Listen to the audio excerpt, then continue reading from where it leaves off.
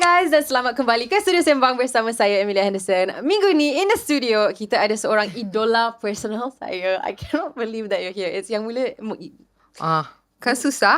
It's Yang Mulia Cik Puan Sarimah Ibrahim. Thank you so much for being here. Thank you, terima kasih. Yeah. Sebenarnya I dah bayar dia tadi. So I kata kalau dia kata I idola dia, I akan belanja dia. Tak. This is ikhlas direct dari hati sebab saya rasa macam you are an idola dari segi macam cara you've handle your career and keputusan yang you pernah buat yang semua sangat bijak dan cara you susun dan semua benda yang you dah try. I think it's just like, kalau I ada seorang yang I boleh mengatakan yang I would wish for my career to be even remotely close to yours, it would be you. I think your career ni agak dahsyat. So kita menyusun, tapi yang merancang of course is Allah. But dalam sepanjang perjalanan menyusun tu banyak benda yang looks like it's all easy and like senang, but it's not, of course. But it's on a personal level juga, I think. Of course. The way you carry yourself and everything is something yang sangat-sangat memberi inspirasi bukan saja kepada saya tapi kepada ramai kat luar sana juga. Tapi Amelia terlalu muda. Macam mana Amelia boleh ingat kita dulu? Time I membesar bila saya bekerja, I started working in 1996. Okay. Yeah, and that time it was you. I baru mula that time. 1996 is the year that I studied and then I masuk industri dengan iklan. Yes, I remember but that. it was you everywhere. Yang tu lah memang over masa tu. I know. tak over. But that's what you do. Sampai sekarang. That's what you do. You want to make a mark, you say hello. Do you see me? I kat sini tau. Yeah. And you definitely did that. So thank you so much sebab meluangkan masa bersama kita hari Thank ni. you for inviting me to this. Yeah, kita nak buat rebranding kejap lagi, nak buat Studio Sarimah. Wow, memang S tu kena kan. Banyak S. Ni pun ada S. And this mug is for you, by the way. Your name's on it. Yeah. It's personalized. Cool. It's a present. Yes, I suka. Thank you. I don't have a mug with my name on it. Now you do. Bestnya. Yeah. Okay. So normally kita akan mulakan Studio Sembang with the first question, which is always about guest kita punya childhood, cara membesar kat mana. Okay. Berapa Bola ni adik-beradik. untuk apa, Amelia? Ni sebenarnya it's a candle, tapi kita tak pernah menyalakan candle. Macam kalau stress nanti time interview boleh tak I pegang? Boleh. Kita channelkan semua stress ke dalam bola ni. That's the function terbaru of this candle. Faham? Yeah. So what was your childhood like? My childhood, what was it like? Ui, panjangnya cerita. Sampai esok lah kita. I mean, my dad's orang Johor. My mom is Irish. My mom pun ada Italian blood sikit. Wow. And my dad has Chinese blood. So dia macam satu sejenis rojak yang agak luar biasa sikit. Yeah. Like all 4 different types of bloods campur in one. But I was born in Ireland. Like you were born overseas juga. And then my dad orang airlines. Kerja airlines kan. So kita orang semua balik Malaysia when I was nearly 4. So sekolah, kesimpulannya, sekolah kebangsaan semua kat Malaysia. So darjah 1 sampai UPSR. I was here, that's why I can speak Malay. Alhamdulillah. Yeah. Tak ada accent gitu kan. Tak ada pelat. Tak adalah pelat sangat. Masa first time balik masa 96 tu ada sikit lah. But then after that like ingat balik everything lah. Yeah. And then I went back to Ireland and I studied overseas. But what was my childhood like? Agak mendalam juga soalan. A lot of people mungkin diorang punya persepsi kalau kita mix. Yeah. Our childhood is like what they see dekat TV ke. Macam glamour ke. Ataupun lebih kepada mat salih kan. Like cara kita hidup, tak puasa, tak semayang, tak ada moral ke apalah kan. Itu persepsi lah, orang kata stereotype or whatever you want to call it. But that's normal. We don't say that's a bad thing. We say itulah kehidupan. Because everybody's a little bit like racist, prejudice and whatnot. And that's just the way humans are. It depends on macam mana kita dibesarkan. So I guess for me, alhamdulillah, in that sense that, I mean, because I was raised in like a Malaysian environment and an Irish environment, I boleh adapt lah dengan two sides. Sekolah kebangsaan and then sekolah international. So tak pernah macam rasa macam I ni atas ataupun I minority ke apa. Yeah. Dia just macam betul-betul balance. Yeah. My parents really gave me the gift of not sending me to an international school from very young. So then I could mix with people who are Malaysian. Sebab kita nak kerja kat Malaysia, so kita kena be Malaysian. Yeah. Do you know what I mean? Betul. So tiba-tiba nak masuk politics ni, nampak tak? No, but you know what I mean? Tapi So betul. if you want to live and you want to be Malaysian, you have to understand the psyche, then the psychology, and you have to live it. You can't just pretend to be it. And so then you, after having a Malaysian kind of upbringing for a while, left to go to Ireland, and then Yes. lepas tu datang balik ke Malaysia. Yes. Yeah. How old were you bila you When I datang came balik? back, I was 19, and I came back because my dad was like, I said, I nak belajar, nak sambung belajar lah overseas kan. So overseas mana lagi? Bila kita dah overseas ke Ireland, overseas means Malaysia lah. Terbalik. Orang lain pergi sana, kita pergi sini. Yeah. So I came back here to study, and my dad's like, good lah, because save money mah. Yeah. You know, like cheaper mah, can do twinning programs semua kan. Yeah. So I did psychology here. Yes. But we're not a rich family. Kita biasa, walaupun airlines, you know, airline families, they're okay. You know, it's neither here nor there. You get by, you make the best of it. And but to make extra money, when I was 19, I had to do many jobs. Yeah. So I worked in 2 restaurants while studying. I did part-time. I got an audition for modelling. I jalan kat belakang je as an extra in this telecom commercial. I remember I jalan je kat belakang macam. Tu je kan. All the main talents. And then I kena tepuk. I remember that, Amelia. I kena tepuk tangan like 5 jam for the 𝙁𝙊𝙀𝙄𝙎 and Aidan Arena had a talk show on Astro masa tu. And they were paying 50 ringgit to clap. So, I pergilah tepuk sampai nak berdarah tangan. Tepuk 5 jam tepuk tangan. Tapi best. Masa tu, wow, one day, hopefully, you know, maybe one day I'll be able to be on stage too, you know, and like entertain people. I was like, wow, so starstruck, you know? Yeah. I remember clapping my hands as they came out, you know, Aidan Arena came out on the bicycle. It was a talk show. You would have been a bit young for then, but I just thought, wow, one day I would like to do that. You know? And it's funny because I ended up doing it, and I ended up having them as my guests for shows later on. So I was like, Gah! Full circle sangat. Yeah. Yeah. So I guess that's the question. Macam, you obtained an associate degree in psychology. Yeah. Tapi pada masa yang sama dah start bermula untuk bekerja dari segi macam semua commercials, modelling. Bila masanya, do you remember macam if there was a moment yang you rasa macam, okay, this is something yang I nak pursue industri hiburan. Bila dapat check yang besar. I was like, whoa, 3,000 ringgit? We can make money like that. Bestnya. Yeah. Kita kerja dekat restoran like 3 jam dapat 9 ringgit. Ni kerja commercial 9 jam dapat 3,000. Macam, wow. Yeah. What can I do? Straight away pergi shopping, beli barang for my mom, for my dad, beli perfume for my mom, beli toys for my brothers, my 3 brothers. I felt so like macam whatever I could get from my brothers, you know, like masa tu mask, figurines, Transformers, semua I beli because I was like, oh my God, I'm so rich. Yeah. You know?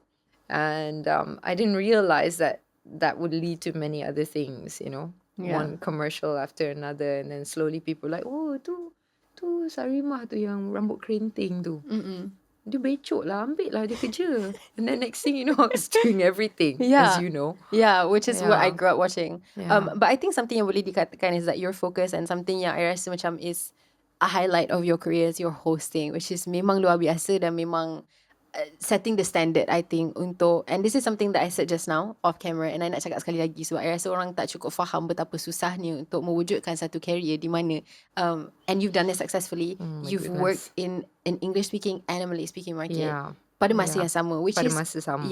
sebagai seorang anak seni juga, even to this day, it's like buat 2 kerjaya pada masa yang sama. Dia jadi 2 orang. 2 kerjaya, 2 orang, 2 persona di dalam industri bahasa Melayu dan English at the same time. Agak pelik masa tu, you're right. Sebab tak ramai yang buat kan.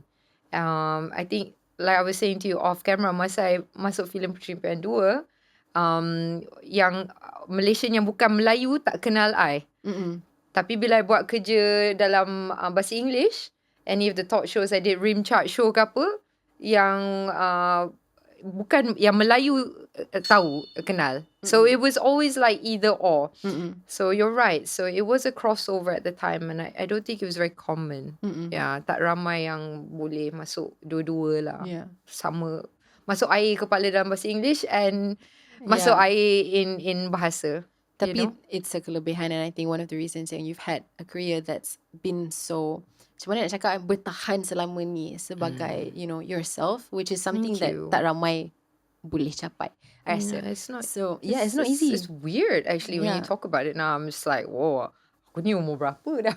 Yeah. Lupa dah kan, because jiwa I still muda tau, Amelia. I don't feel like I'm my age, and because I love seeing people happy.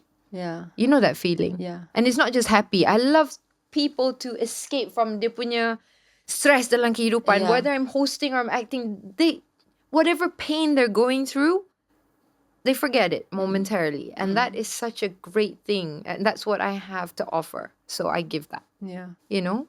So I naik pentas macam huru hara kan, because semata-mata nak distract setiap orang yang tengok kita perform tu, just nak bagi diorang a moment sekejap je untuk lupakan masalah. Yeah, lupakan masalah, ataupun just macam rasa ada harapan, you know, life's gonna get better.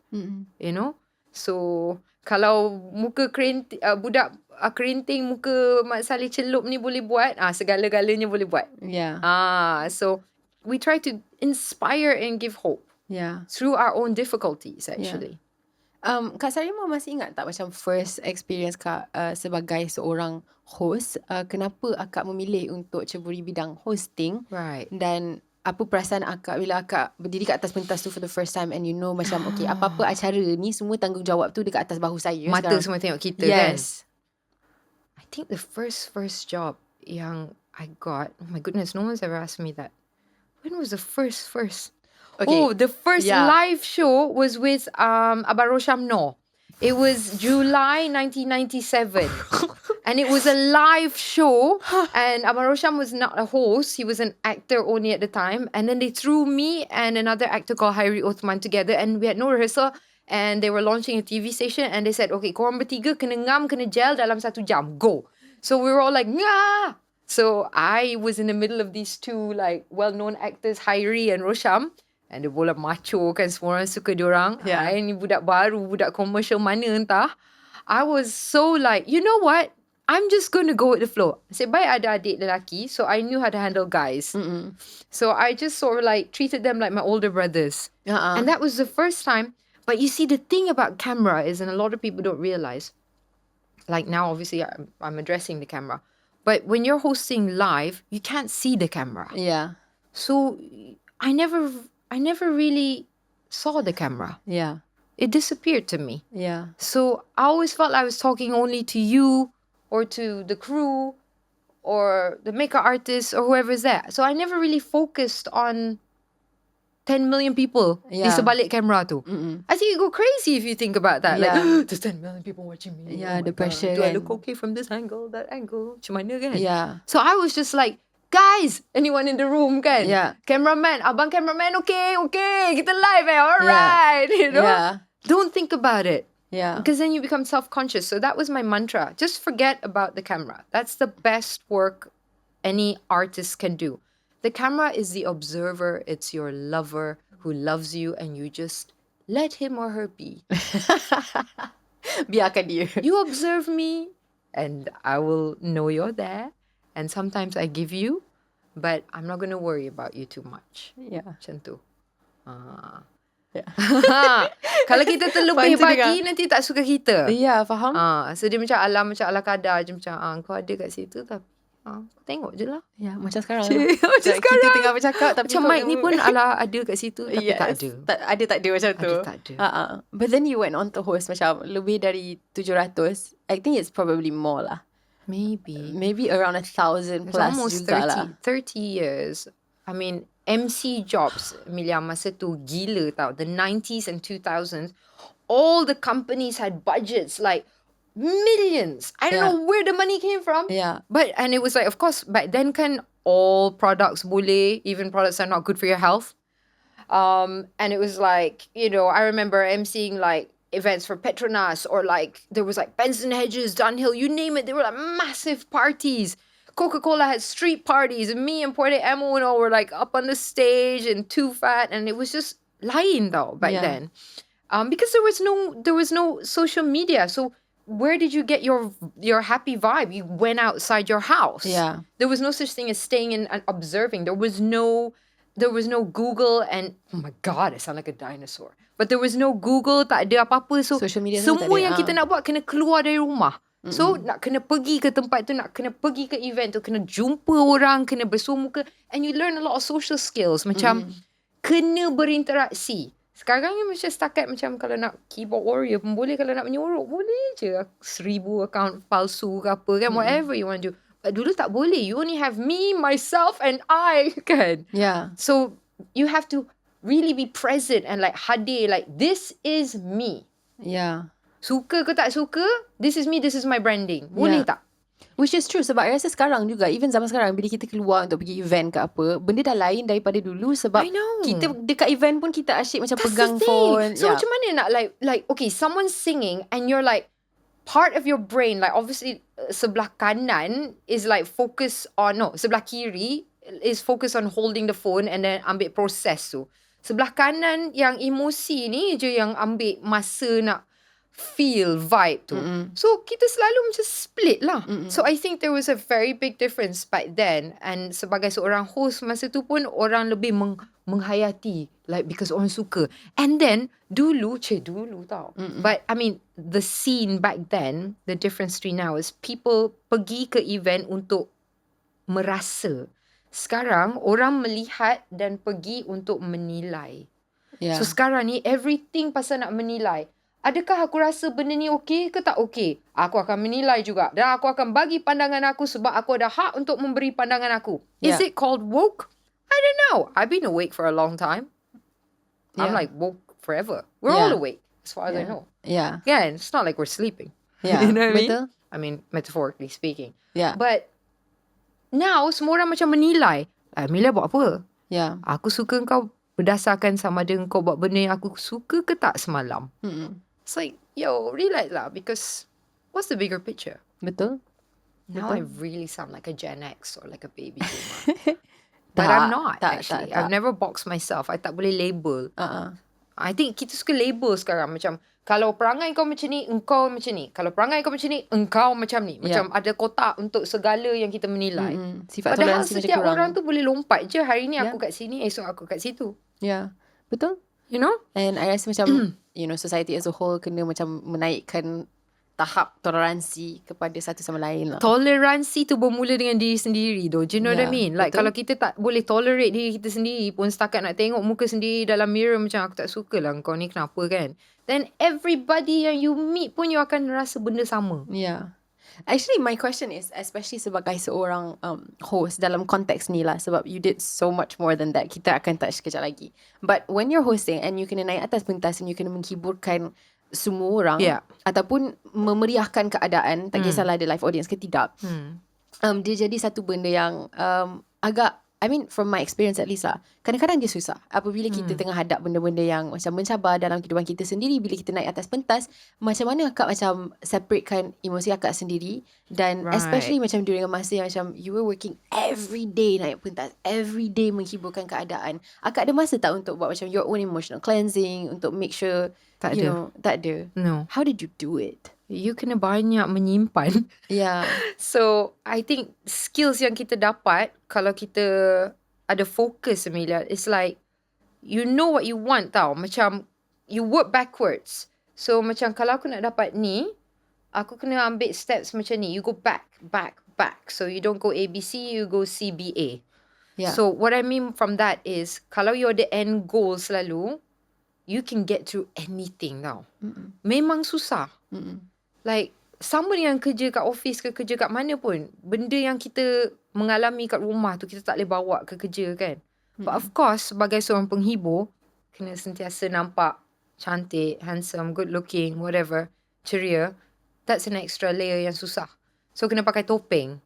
Like obviously metaphorically speaking, topeng meaning a mask. You gotta mask your emotions really well. Tapi ada price to pay, because nobody can mask their true selves for a very long time. Dia macam tak sustainable. Lama-lama akan hancur juga ataupun akan runtuh.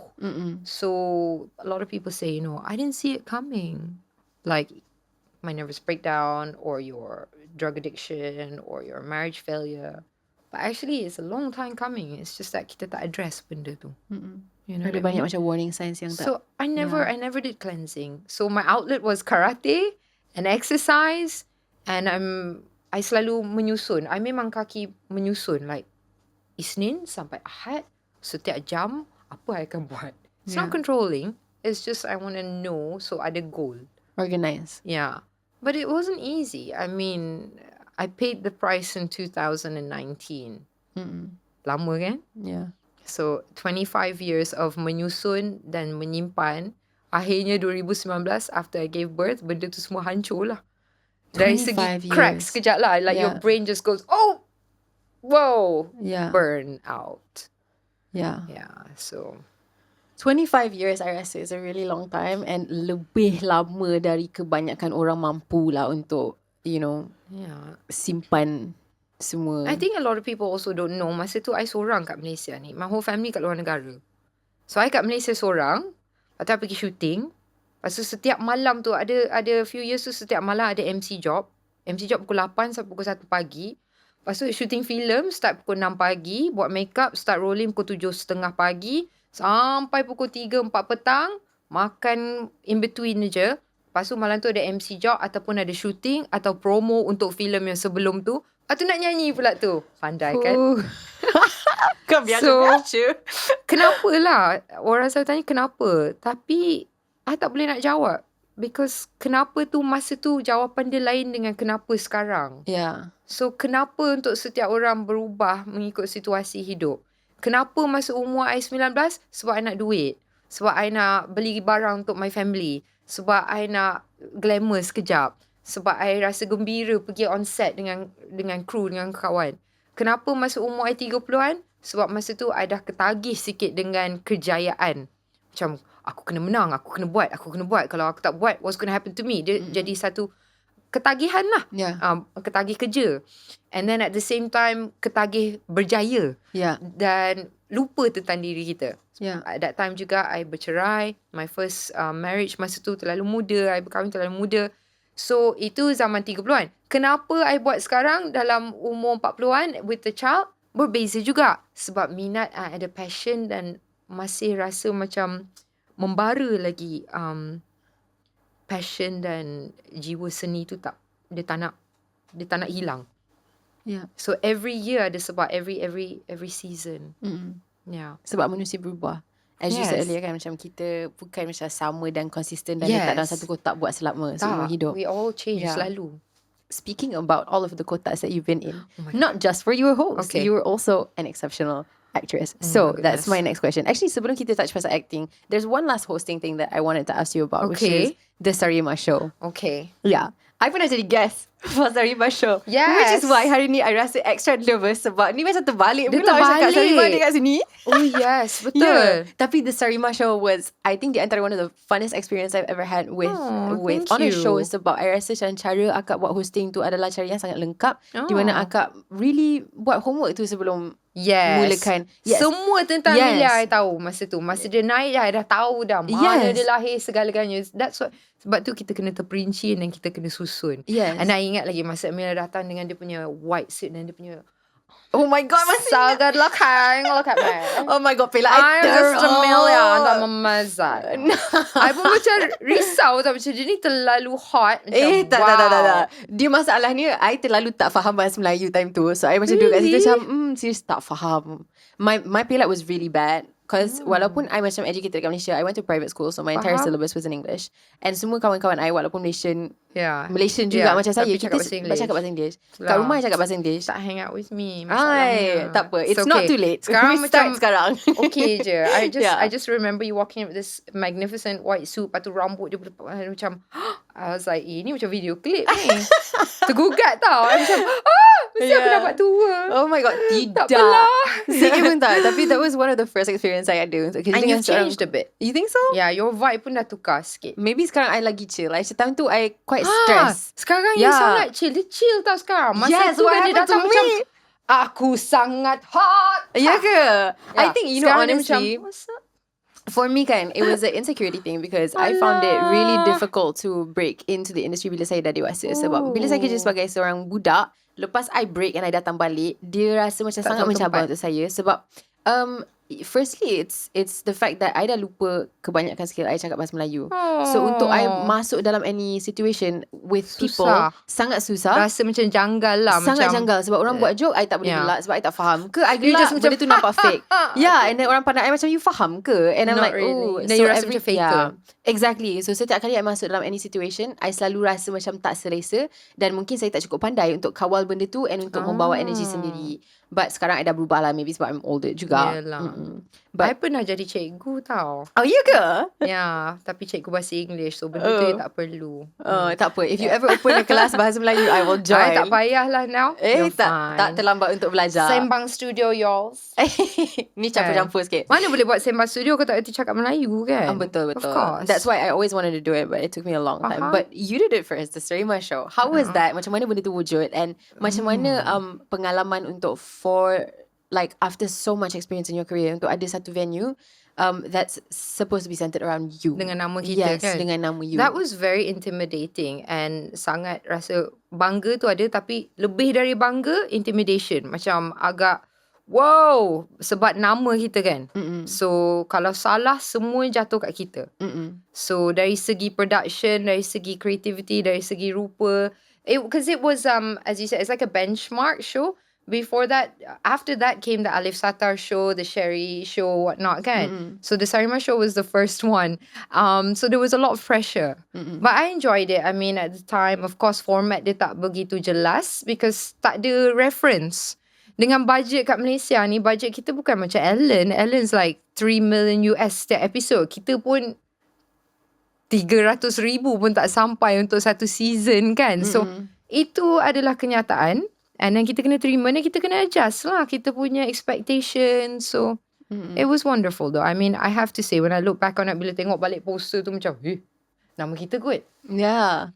Okay. Which is Nanti awesome. bila Sophia dah besar I'll be like, Mommy had her own show. Yeah. That's Yeah. it's such a big deal. And it was very big. Yeah. I enjoyed it. A lot of people like kenapa tak buat season 2, season 3. Tapi kita, one thing about having a long term plan is you need to know bila dah sampai ke satu bukan tahap tapi bila kita dah achieve sesuatu in our mind, kalau benda tu bagus ataupun tak bagus, kita kena jujur dengan diri sendiri and kita kena tahu bila dah sampai masanya untuk kita move on. Sama ada dalam kehidupan peribadi ataupun kerjaya, kita tahu okay benda ni sampai ke sini sahaja.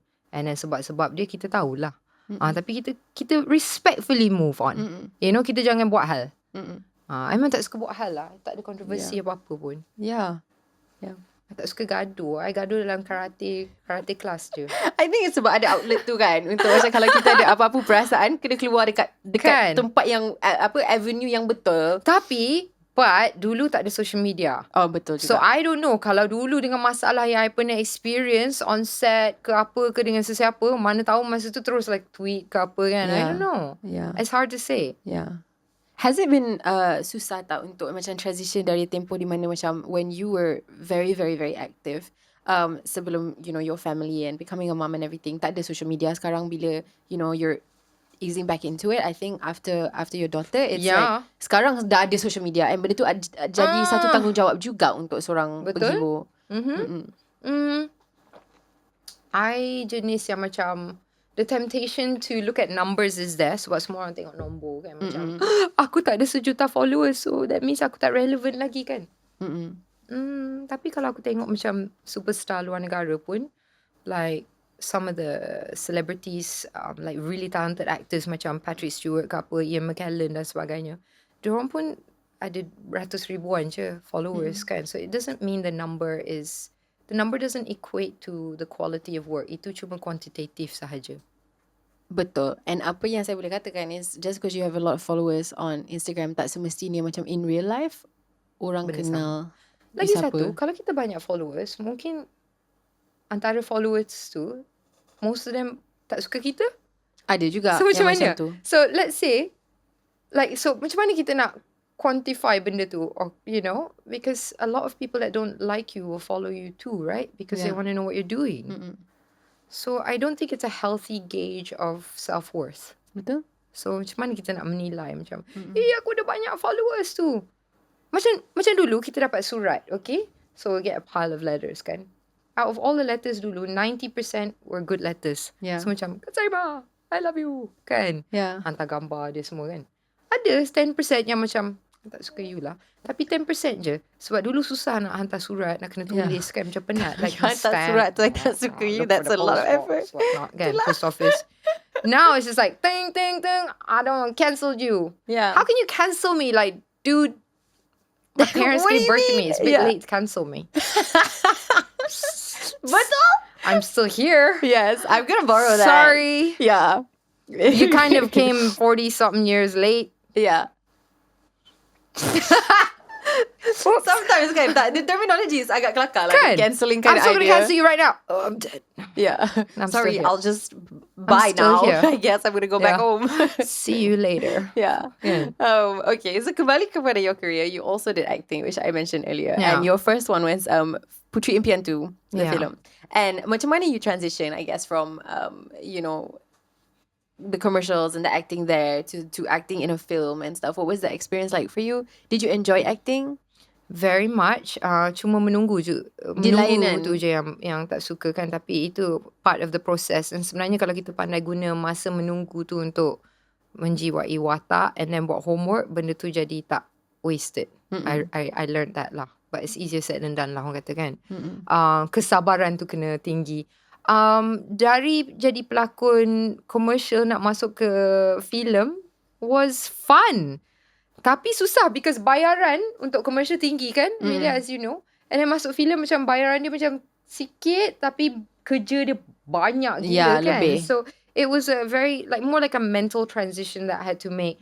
But I loved acting because I acted sejak zaman sekolah. Masa tu I dah jadi pelakon teater dan sebagainya. So it was like a natural thing for me. And then dapat share the screen dengan Amy Mastura was like, wow, I rasa kecil sangat masa tu dengan Amy Mastura kan. I rasa macam, siapalah ini kan. Yeah.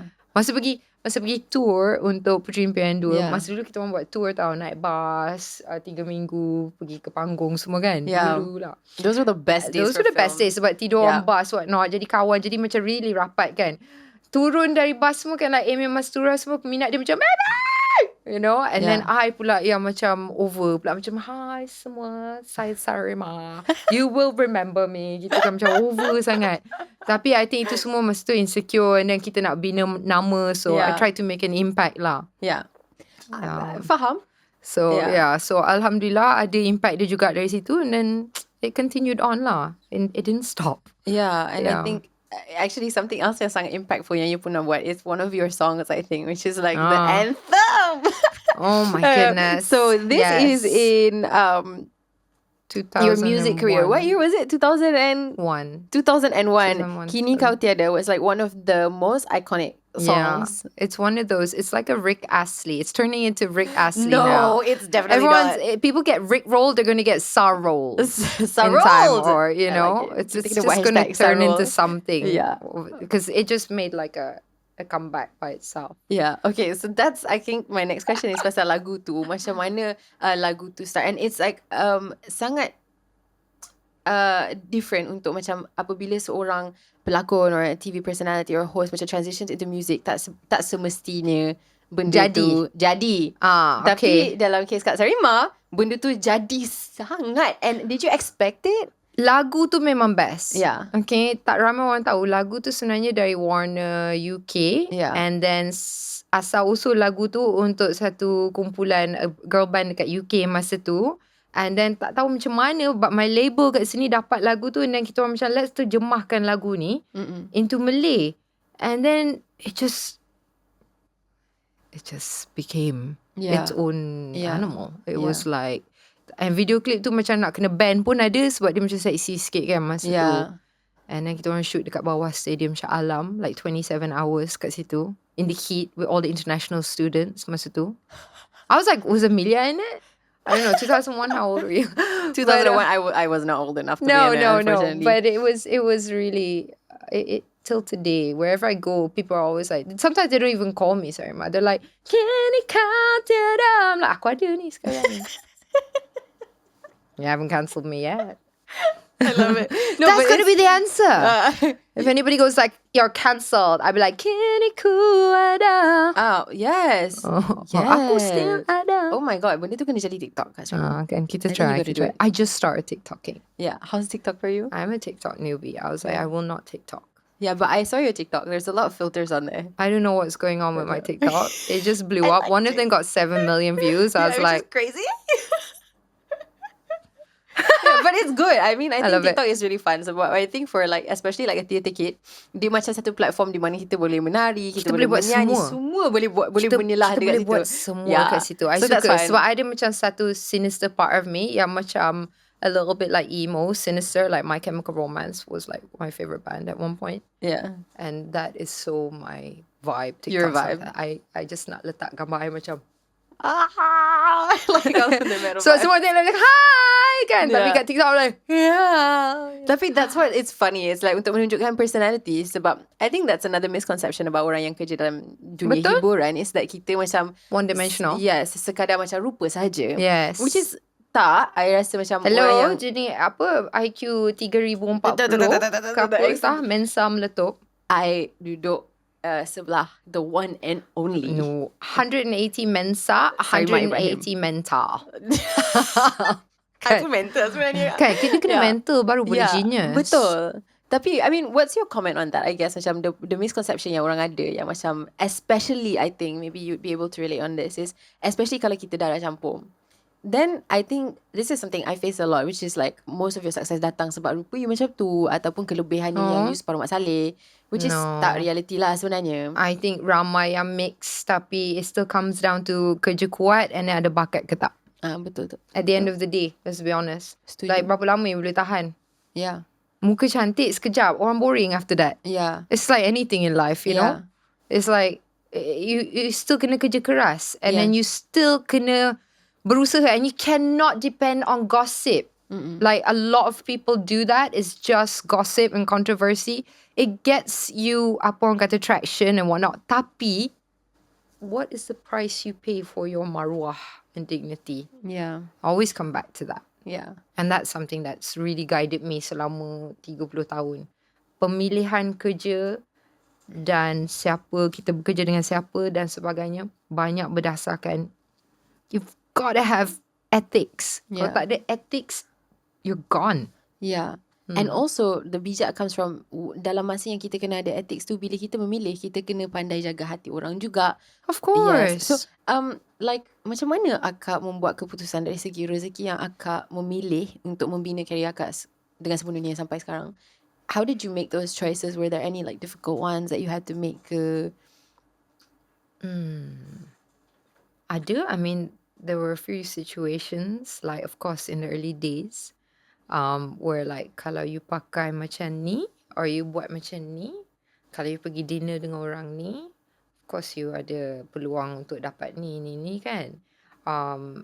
Tapi kita kena, I think maybe for me sebagai Kak Long with 3 younger brothers, I selalu rasa macam tanggungjawab tu ada.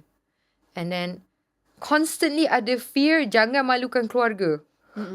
Yang tu memang dah ada kat sini, dah brainwash kan dari kecil. And I think that's so important for all of us. Yeah. Like just, and it's not toxic positivity. I'm just talking about like general macam self marwah for yourself. Like okay, forget jangan malukan keluarga. Kalau that doesn't work for a lot of people, jangan malukan diri sendiri. Jangan buat sesuatu yang when you look at it dalam masa 10 tahun you akan rasa macam oh my god, cringe. Kenapa lah?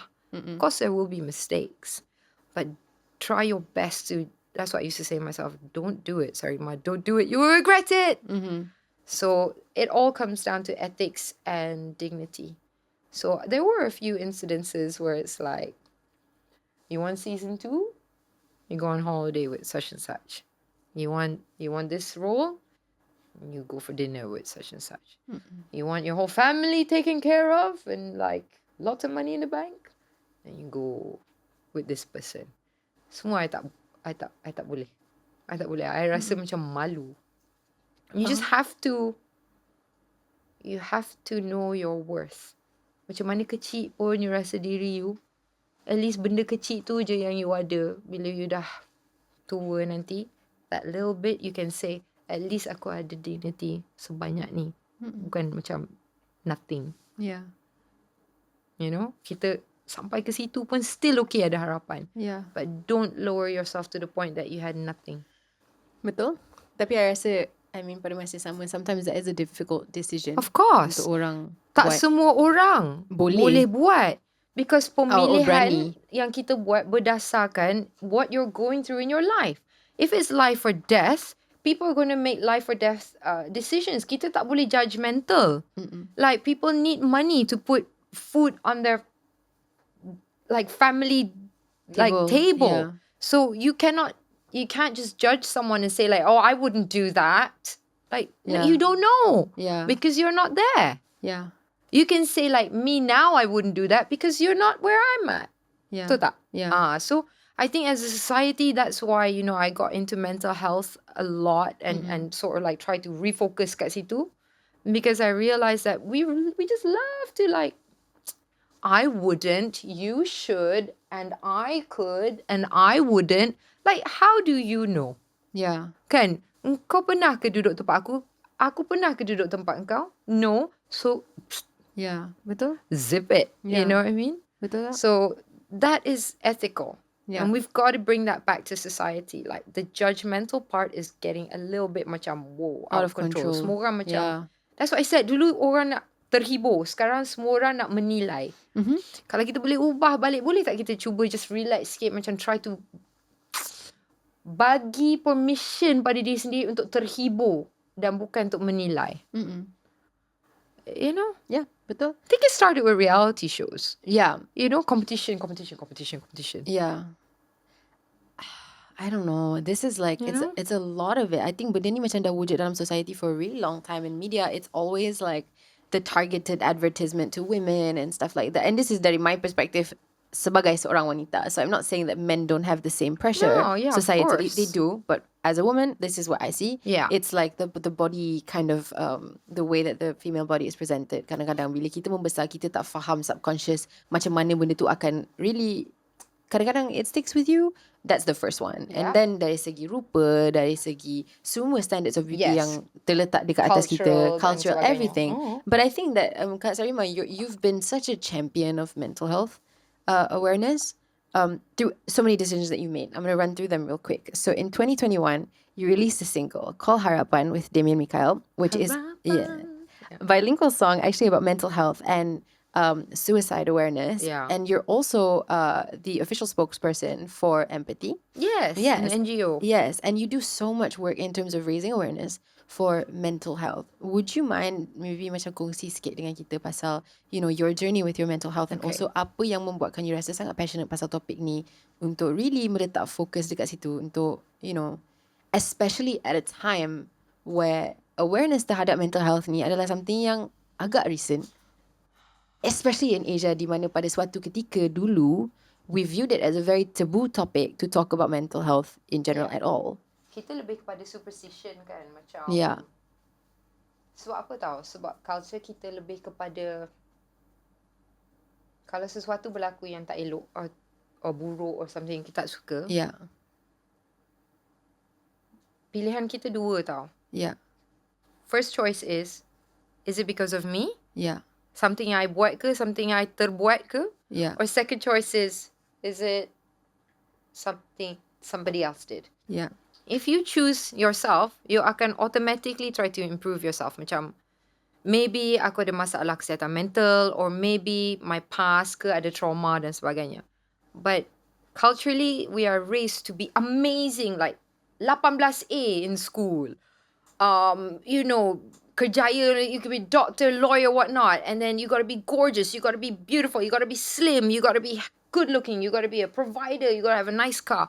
But nobody raised us to be mentally well. Yes. Like, our parents didn't say to us masa kecil, like macam, bila kau besar, aku nak kau mental kau stable tau.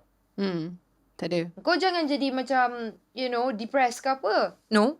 Sebab bila kau besar, aku nak kau berjaya. Aku nak kau banyak duit. Aku nak kau sihat physically.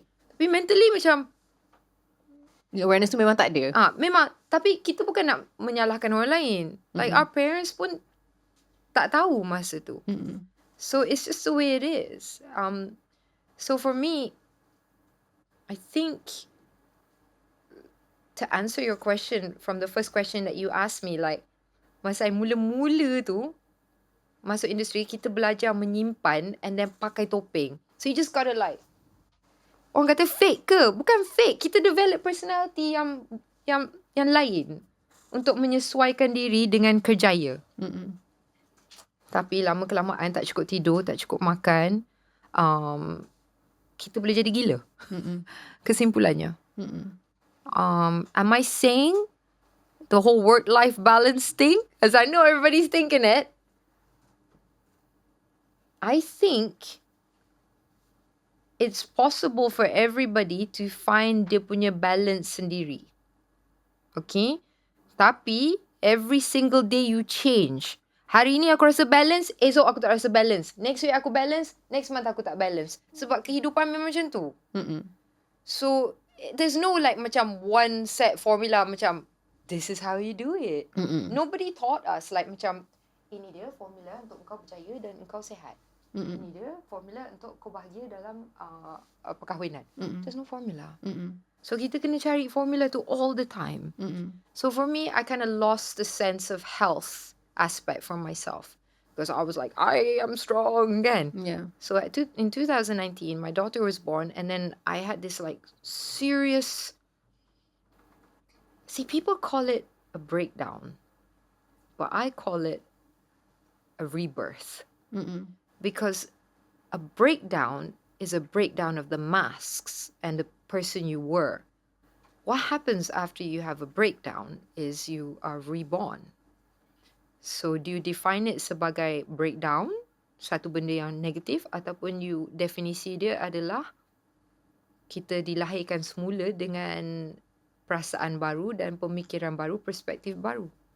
So after my daughter was born, I just sort of like, because I couldn't do anything. It was like at home, I was healing. I was like, oh my God, I will never be Sarimah again. Like, my body is never going to recover. Like, no one, I'm not popular, I'm not relevant, nobody knows, but I'm just going to disappear. I'm going to disappear. How could I disappear? Right? So the whole thing just kind of, it was like, I don't know if anybody's gone through it, but you just sink tau. You rasa macam, oh my God, dia macam naik roller coaster tau. Bila kita turun roller coaster macam, macam mana kehidupan aku? That feeling, macam jatuh tau. Tapi bila jatuh, you still hidup, you macam, oh, aku jatuh tapi aku bangun. So, kita boleh jatuh. Jangan takut dengan jatuh. Itu masalah kita. Dengan masalah kesihatan mental, semua orang takut jatuh, semua orang takut sedih dan semua orang takut dengan takut. Yes. Kesimpulannya, benda tu normal. You will have panic in your life. You will have anxiety. You akan jadi confused. You akan rasa macam ketagih dengan A, B, C atau D. Sama ada terlalu banyak bekerja ke, beranak 18 anak ke apa ke. Whatever it is. Semua orang ada dia punya journey. Don't be afraid of it. It's okay. Because at the end of the day, if you fight it, lagi dia susah. You kena just terima, okay, aku berubah. Bila aku keluar nanti, aku muncul sebagai orang yang baru. You know? Yeah. So that's what happened to me. And with that journey, when I let go of all the falseness and expectations, macam, tak apa, I am me. I'm still alive. I'm not blind. I can hear. I have 2 hands. I have 2 legs. Yeah. My life is good, alhamdulillah. Yeah. Then you move from there, step by step. And then I just became very confident. Like, I can do everything now. Yeah. Not everything. Still not a very good cook, but kind of can do everything, you know? So with that awareness, I was like, I got my psychology background. Semua, at the time, the rates of suicide were increasing in Malaysia because it was just about COVID. COVID just hit. And people were losing jobs. People were really kemurungan dengan, you know, panic attacks semua was everywhere. Semua orang macam like lost hope. So I was like, kita kena buat sesuatu ni. So I became the patron with Miasa. And then kita buat banyak lah awareness campaigns. And then on the side, ramai yang message me. Sarimah, I want to give up hope. what should I do? And then I just directed them to the respective places that could help them. A lot of people tak faham bila kita rasa panic ataupun anxiety, kita ni dalam hidup kita ni, kita selalu cover rasa kesedihan kita. Sama ada dengan makan, ataupun kerja, ataupun marathon, ataupun minum, ataupun whatever kita buat ni. Kadang-kadang ada orang ketagih dengan cinta. Idea of cinta. The in and out of relationship. Macam constantly nak mencapai impian tu, idaman tu, cinta tu macam mana. Dia akan bagi aku segalanya dan aku akan bagi dia segalanya. Padahal kau tak bagi aku apa, aku pun tak bagi. Aku bagi pada diri aku, kau bagi pada diri kau. Kita ngam, lengkap. Dua orang yang lengkap together. Cukup. Benda tu jadi lengkap. Jangan kau separuh, aku separuh. Jadi satu. Kau gila? Jadi satu tu yang jadi masalahnya. Kita bukan cari orang untuk melengkapi diri kita. Kita lengkap dulu. Easier said than done. And from there, it became a drive for me, a passion to help people with mental health conditions. I know how painful it can be. You know, when you need medication, when you feel like you're losing everything. I tahu perasaan tu. I pernah ada kat situ. Tapi, kita jangan fokus sahaja pada susahnya dan, you know, the negative of it. Yes, it sucks. But, it is also an opportunity to say, kenapa aku jadi macam ni? Ada sesuatu yang aku, like, neglected selama ni. Like, who am I? You know? And then, you build dari situ. The authentic self. Siapa diri you sebenarnya? You know, sebelum dah kena inject, you kena buat ni, you kena cantik, you kena handsome, you kena kaya, you kena kahwin dengan orang yang betul. You kena pakai baju macam ni. Sebelum semua tu, siapa diri kita yang asal tu? Dari situ, kita carilah. Kita nak bentuk diri kita macam mana. Most people are stressed and anxious because they're not being real. Yeah. I understand that. I wasn't real for maybe 26 years. Yeah. I was only real to the people who were very close to me. Do you know what I mean? Faham? Dunia hiburan kan. Tapi pada masa yang sama, I don't know, I think that's the most beautiful way I've ever heard of it being described, which is just like that. It was so beautiful. There was like There was a sound ding, effect. ding. Yes. I felt like I was in radio. Yeah. Because it's like daripada kita tengok tempoh-tempoh yang susah dalam kehidupan kita sebagai kesusahan, kita macam anggap benda tu sebagai peluang untuk kita membina semula diri kita yang baru. Ya, tapi senang cakap. Tak senang untuk buat. Senang kita cakap bila kita dah melalui and then we're like in a good place. Betul. Bila kita dalam situasi tu, kalau kita tak ada that kekuatan dari, susah nak explain benda tu. Is it, orang kata dari agama, yes, satu aspek dia. But berbalik kepada kepercayaan pada diri sendiri. Adakah aku boleh bertahan? Yeah. Adakah aku ni ada nilai? Dalam dunia ni aku ada nilai tak? Yeah. Apa nilai aku ni? When you know your nilai, you can do unimaginable things. Yeah. But do you know your nilai, or do you only know your nilai that orang bagi you? Yeah. Tu je. So, that's where I'm struggling with this whole concept of cancelling people. Because everybody's got layers. So, kalau macam I cancel you, tapi ada part of you yang belum jadi cancel, tu macam mana? Sebab I cancel yang I nampak je. Tapi orang yang di sebalik tu, tak kena cancel pun. Ni masalah social media kot, Kak. I think it's okay though. You know why? Bila orang kata dia nak cancel kita, again, that's a negative thing. So, kita tengoklah diri kita. Apa yang maybe patut cancel perangai tu. Then, rebuild again. Yeah. Betul. Betul. Semua benda peluang kalau kita cukup kuat. Yeah. Tapi mental strength. So, back to mental health. Yeah. Seriously, kalau you don't have mental health, physical health macam mana pun, you will crack. Yeah. Betul. That's why athletes crack. Yeah, a lot of the times I think mental health pun akan jadi macam penyelamat dari segi kalau kita menghadap masalah fizikal pun, mental health ni kadang-kadang akan melembutkan keadaan. Melembutkan ataupun akan jadi tahap di mana kita pada penghujung tu ada pemilihan yang agak ketara yang kita akan menyesal.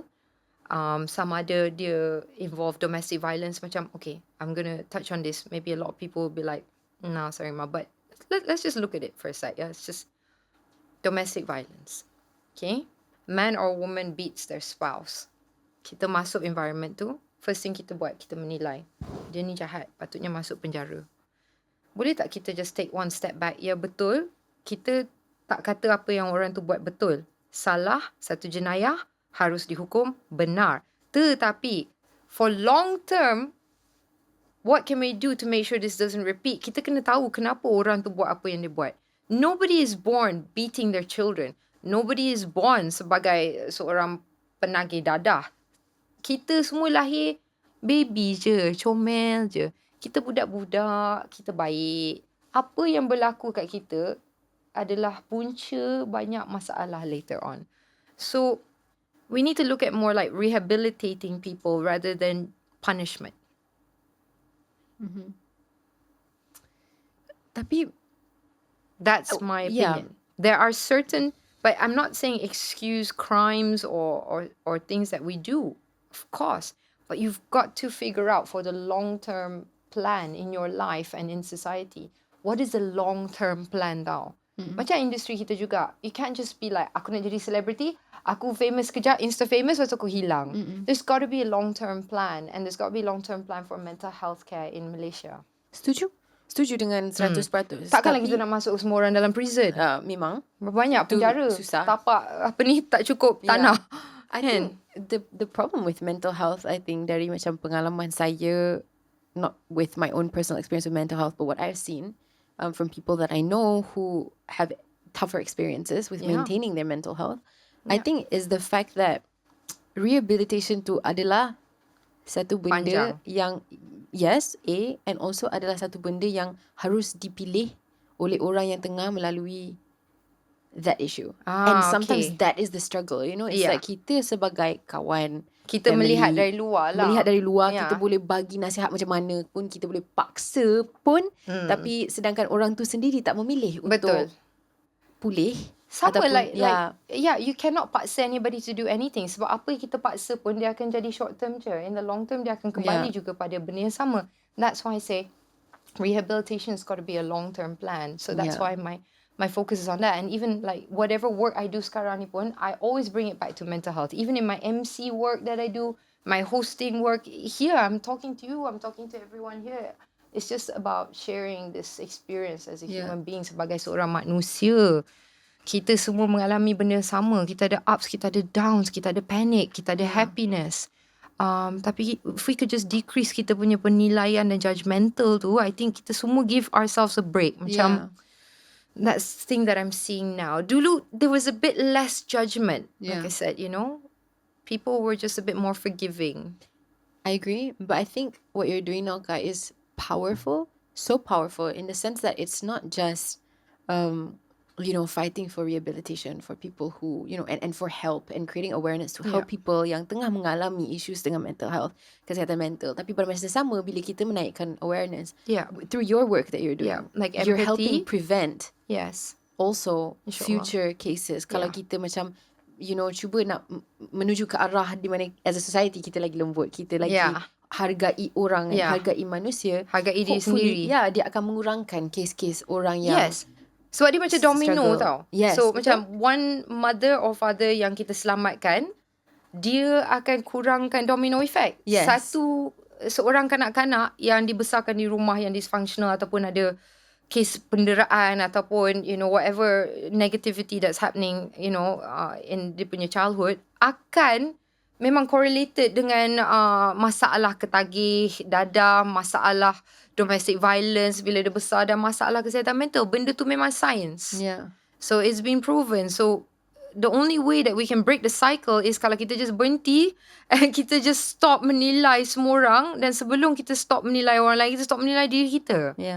Like macam just boleh tak kita semua macam accept lah, I ni cukup. Masa I start dalam industri, masa tu orang kata, kau ni kena kurus lah Sarimah, kau terlalu bulat. I was like, aku bulat lah, tapi at least aku happy, aku makan. And then lama kelamaan tu kurus juga, sebab tak cukup tidur, tak cukup makan. Rambut kau kerinting lah, macam kau kena luruskan kalau kau nak commercial untuk shampoo. Macam semua kena ubah kan. But I try to fight it as much as I could to remain authentic. But you do get worn down by expectations. And that is the challenge sebenarnya. Don't let yourself get worn down, orang kata. Jangan nak mengalah dengan expectation orang lain. You know? Tapi jangan orang kata, what is it, stupid sombong or you know, like bodoh sombong orang kata. Like macam aku ni perfect segala-galanya. Kau jangan bagi tahu aku. I tak payah nak terima apa-apa sebab aku sempurna seadanya. Like nobody sempurna, sorry, but you know. Betul. I think you can tweak yourself. We can all tweak. I'm Belajar tweaking every dan day. improve. Every day I macam kena belajar like ego tu kena bunuh. Betul. Kena bunuh tau ego. Itu adalah jihad sebenarnya. Betul. Tapi takkan tamat lah perjalanan tu untuk takkan macam tamat. Buat apa improve. nak tamat? Dia tamat bila kita mati. Betul. And that's the beauty of life. Kita ada chance every day bangun, try something else. Do you know what I mean? Like, Betul. you can wake up, right? If you don't wake up, then sorry, game over. Tapi if you wake up, you got a chance like to rebuild yourself. Like, aku ni authentic ke tak hari ni ke? And kalau tak, macam mana I nak jadi authentic besok? And then jangan risau dengan like, you know, rebuilding. And then orang lain akan macam, kau dah berubah lah. Like macam, memang aku berubah sebab aku semalam aku, hari ni aku. You know, so kita berubah. Sentiasa berubah. For the better. InsyaAllah, I mean, you know, it's still a journey. You go up, you go down. You go up, you go down. On to a lighter topic for a bit. Berat gila. This was bila you edit kan, you kena macam ambil benda yang ceria lebih. Tak. I think tapi these are the important like conversations that Studio Sembang stress pula aku jangan. Studio sedih. Sembang sedih. Aduh, tidaklah. I think it's a positive thing lah. Benda ni akan because it's real. Membuka ruang untuk orang lagi berfikir macam mana nak, you know, proses diri sendiri, macam mana kita nak hadap dunia dan macam mana dunia hadap kita. And then as an artist kan, Amelia, kita kena selalu tanya diri kita, siapa diri aku ni? Sebelum masuk watak, sebelum kita berlakon, sebelum kita buat apa-apa pun, menyanyi, segala-galanya beremosi. Semuanya kat sini, di ruang badan kita, di perasaan dalam tu, emosi tu yang akan keluar kan. So, kita ni manusia ni, kita pick up tau bila orang tu genuine ke tak tau. Kita boleh rasa tau, dia ni fake lah, dia ni genuine ke. Kita boleh rasa tau. So, kalau kita fake dengan diri kita, bila kita berlakon pun, bila kita apa-apa kita buat, orang boleh pick up tau. Ada sesuatu tau. Macam tak betul.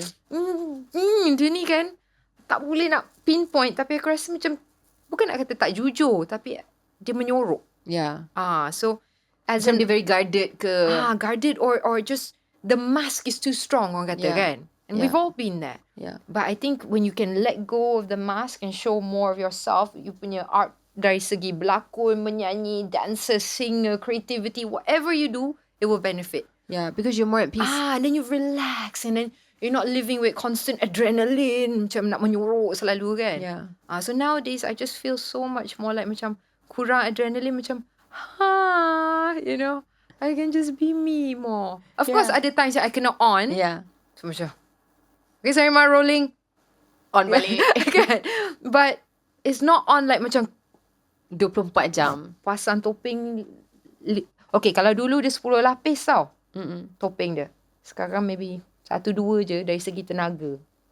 Tu je. Kalau dulu dia macam banyak gila nak kena cover. Jangan nampak diri aku yang sebenar. Sebenarnya aku tak sebahagia yang kau nampak. Aku tak secantik yang aku tunjuk. Aku tak se-confident yang kau rasa. Kan? Jadi kita buang dah topeng tu semua. Lala kita macam, alamak, siapa aku? Kan? Tapi dari situ, then you can really go into your work. As an actor, as a singer, as a whatever you do, as a mother, as a father, as a sister, so you can really be you. Ada satu freedom yang menakutkan. I think that was my experience juga. Like when you said that, I mean, I was the way I was when I came to Sarimah show, for example. It was that, exactly that, right? It's like me trying to, it's the pressure of me rasa macam I kena macam jadi something else untuk mencapai expectation semua orang dekat atas I. I kena jadi cantik sebab that's how people are defining me. And I kena cool and nampak strong. Yes, I kena nampak macam, you know, because like kalau tak, I akan nampak bodoh, and I cannot nampak bodoh because people's expectation of me macam ni. And bila you macam hidup otak you hidup kat luar diri you Stress. sebab you kena capai everybody's expectations. Sampai you Yeah. tak ada ruang untuk fikir like, I siapa? Yeah. Maybe I memang bodoh dan funny dan sorry lah, I tak Yeah. lawa dari semua angle. Terima je lah aku. Sorry lah, hidung aku dari angle ni tak elok. Yeah, And then maybe exactly. sometimes aku punya perangai macam ni kan. Yeah. But siapa sebenarnya aku kan? Yeah. Tapi that was a big struggle for me juga. That is such a struggle for everybody. And so And dia akan everyone struggle. needs to know you're not alone. That like as long as people understand, that's why like empathy is an NGO that talks about empathy. What is empathy? Lain dari sympathy. Sympathy macam kau susah aku bantu engkau. Engkau susah, kesiannya engkau. Kesian engkau. Lepas tu aku balik. Lepas tu engkau pula macam Dia lakonan. kan, kesian sahaja tu tidak Cukup. memberi kuasa pada sesiapa. Ya, betul. Kesian tu sekadar kata-kata kosong je. Ya. Aku kesian kat engkau. Tapi aku nak balik sekarang. Kan? Betul. Tapi kalau kau ada empathy, bermaksud sekarang ni aku kat sini untuk engkau je. Like I boleh rasa apa you rasa dan aku akan diam, aku tak akan menilai, aku tak akan offer solution, aku tak akan cakap kalau aku jadi engkau kan. Tak, jangan. You just, aku kat sini, aku dengar engkau, I'm really here for you. Kita memang susah nak buat benda tu. Cuba. Next time kawan ke sesiapa buat something, cuba just ada je kat situ. Tanpa menilai betapa susahnya. Sebab kita automatically macam, aku rasa kau kena buat ni. Aku rasa kalau aku engkau, aku akan buat macam ni. Kita macam tu je. Ataupun, kesiannya. Tapi aku kena balik dulu Yeah. Okay. Tak apa babe, I'm sure be fine. Yeah, Macam tu. you'll be fine. Don't make a big deal out of it. Yeah. In the end, okay. Like, how do you know? Yeah. Kan? Betul. Tak seberapa membantu lah. Don't, Yeah. you know. Boleh tak kau just cakap macam, I don't know how it's gonna be, tapi aku ada kat sini. Yeah, apa-apa Done. pun. Yeah, betul. That's empathy. So if we had that a bit more in our society, I think we'd be number one in the world. We got everything we need in Malaysia. Betul sebenarnya kan. Got all the races, all different religions. We got talent. We've got passionate people. We got emotional people. We've got, so you just add some empathy in there and you add some awareness of self and self-belief. We're just going to be like, everybody Tip-top. else, Tip-top. sit down. Yeah. Betul? This is a deep conversation. We got like a low Oh my self-esteem God. at the root of our being Of in most Malaysians. people, it's not just us. I think like kita semua macam, Kan? yeah, that's part of life's journey. Adakah interview ni interview yang paling serius ke apa? Aku rasa macam tak. antara semua orang yang patutnya like ceria, you see? People will be like, oh my God, it's gonna be Sarimah. It's gonna be like this really hyper interview. Yeah. And I'm like, Yeah. Tak, I think it's di antara yang paling bermakna dan akan ataupun paling deep membantu. sikit. Yeah, deep. Tapi orang suka, I think. Because it's jarang yang, especially if it gives orang like suka. Lepas ni kena kecam.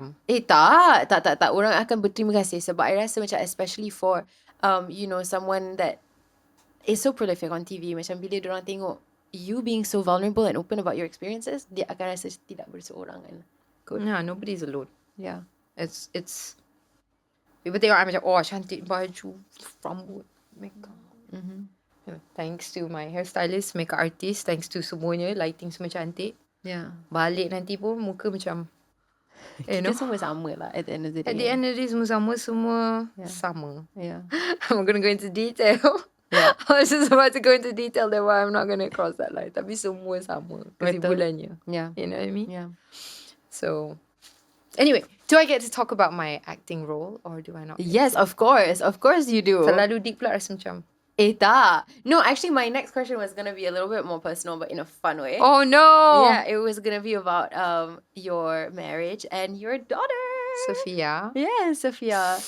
Dia tinggi tau. Dia pakai baju untuk 6 tahun. Walaupun dia baru 3.5. How tall? Dia besar. Dia bukan gemuk. Dia just, Yeah. dia kuat. Sebab Yeah. masa mami dia pregnant, mami dia exercise every single day. Mami dia memang active. Does she know who her mom is? Like, macam dia sedar No, ke tak? no, Macam she doesn't know anything. Not yet. She doesn't know. She's like, Okay. where are you going tonight, mommy? I'm like, I'm going to work. It's a show. Where? What's a show? Ay, Macam, coba. why are you wearing those lashes, mommy? Take them off. I'm macam, actually, why am I wearing this? Tiba jadi macam, deep pula tiba. pula anak aku ni kan. Yeah, Mommy, why is your hair so nice? Macam, because mommy's going to work kan. Yeah. Aku kena fikir. It's such a reflection balik tau. Yeah. Faham? Dia akan tanya tau. Sangat honest tau. Macam, Yeah. why are you wearing makeup? Aku Yeah. macam, I don't know. Yeah. Why am I wearing makeup? Why can't I Yeah. just go as myself? Kan Yeah. tiba. No, but I do have a question. Macam as a mom who works in entertainment, when she's bigger one day, if she ever wants to, dah tahu dah question ni nak ke mana kan? Would you let your daughter be an actress or a host if she Yeah. wanted to follow in your footsteps? Yeah. She can do whatever she wants. That's her path kan. At the end of the day, asalkan dia ada backup. Yes. That's one thing I'm very like Asian about. Yeah. Kena habis belajar dulu. Yes. Tu je. Yeah. I mean, this is very awal lah. She's 3. Kan? So. No. It's not too You're early. studying Not first. early. No, Yeah, I think just that. But I'm not going to pressure her. Like she started to sing and dance already, Amelia. Oh my gosh. Yeah. Boleh nampak from the youngest possible age kan? Dekat dia punya school concert dia lah yang kat depan. I tak pernah tunjuk dia. I tak pernah tunjuk Who dia is bila her I buat mom? TikTok semua bukan depan dia. So it's not me. Dia tak Really? tahu mami dia buat apa. Oh. So dia, itu dah genetic. Transgenerational Yeah. performing Yeah. genetics. Do you have a plan to like macam tell her who exactly her mom is one day? The other day she said, Mami buat apa? I said, Mami masuk TV. Lepas tu dia tanya dekat mana pintu nak masuk TV tu. Oh my god, that's so cute. Comel. Where's the door, Mami? I nak buka dah masuk juga. Wah. Tapi I rasa macam sangat deep pula dia punya soalan tu. Yeah. Macam, where's the door? The door is where you make it to be. Gitu Yeah, kan? sebenarnya kan. Macam deep pula tiba-tiba macam mana nak masuk. Yeah. Kan?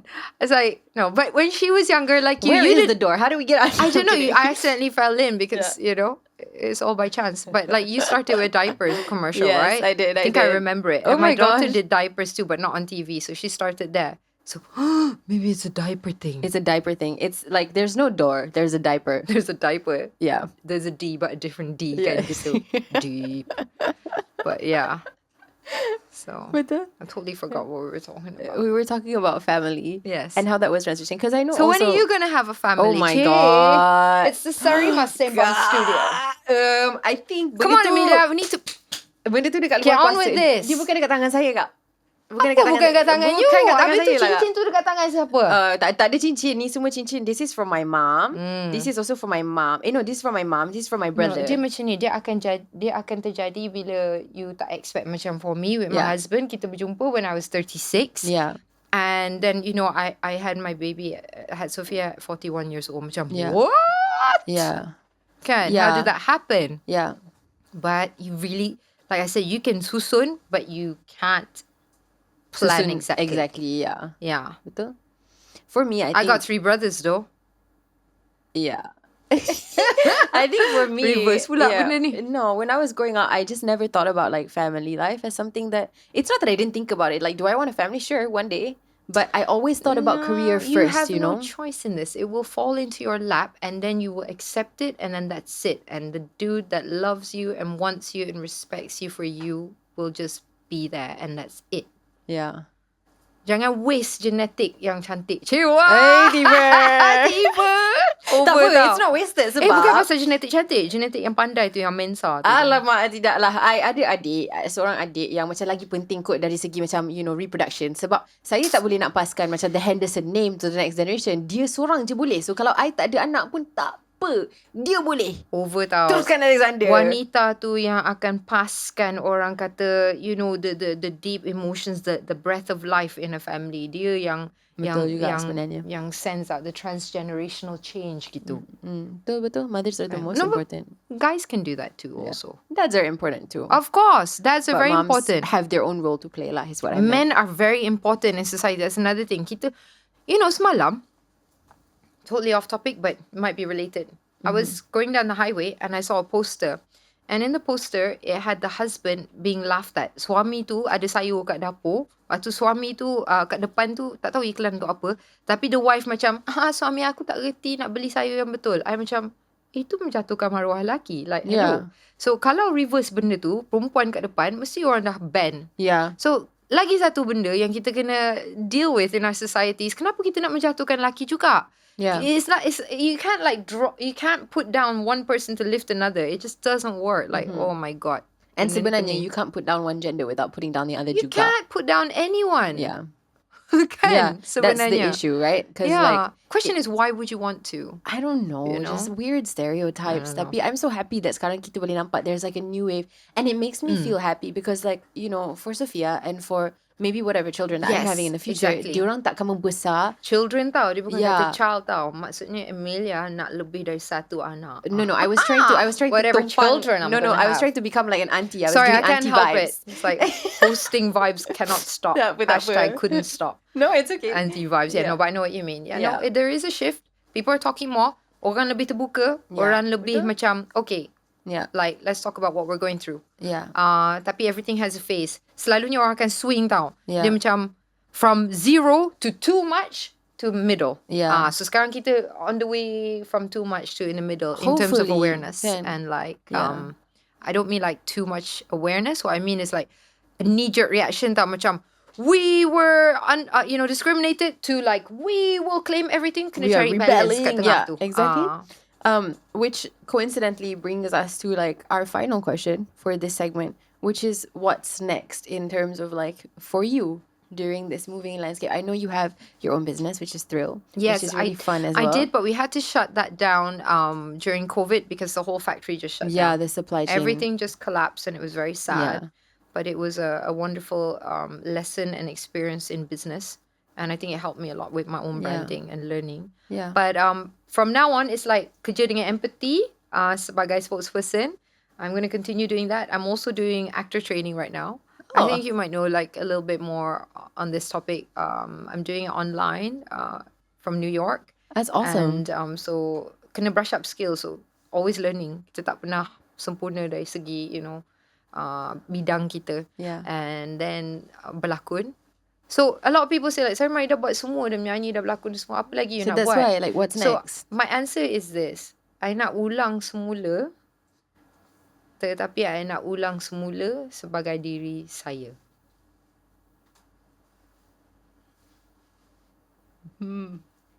Yeah. You're so Yeah. cool. I nak ulang semula as me. Because a lot of the time bila I buat semua tu, I don't think I really understood who I was. So sekarang I dapat peluang to do it again, but really be there. Yeah. I Yeah. tak sabar nak tengok. Kalau dia Because terima, because banyak boundaries yang kita kena push and break through. Like there's a lot of like misconceptions macam followers tak cukup or kahwin dengan orang ni so tak sesuai watak. And I'm like, no, it's not true.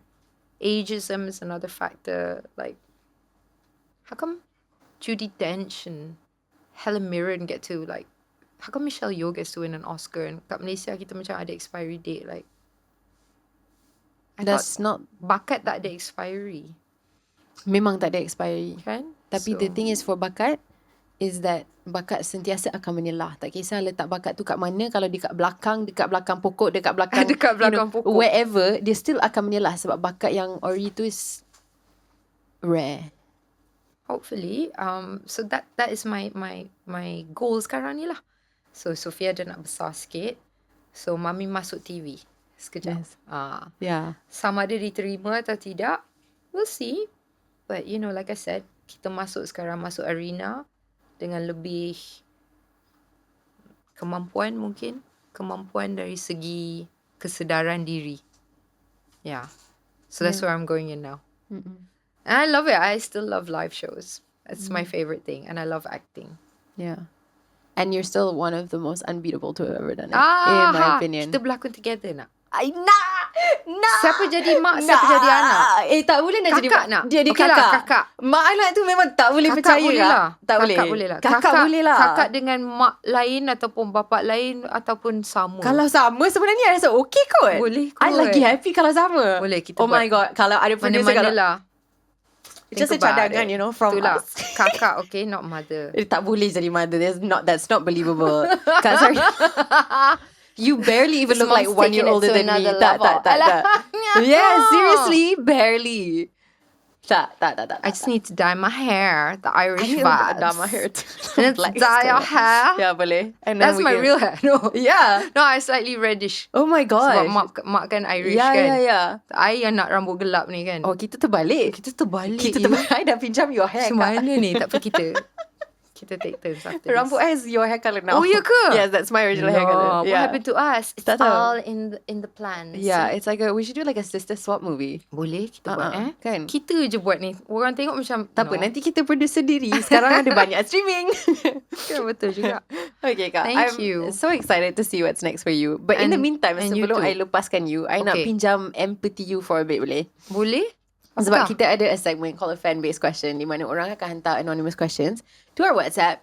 And here's one that we have. Okay. Why do I feel slightly pressurized?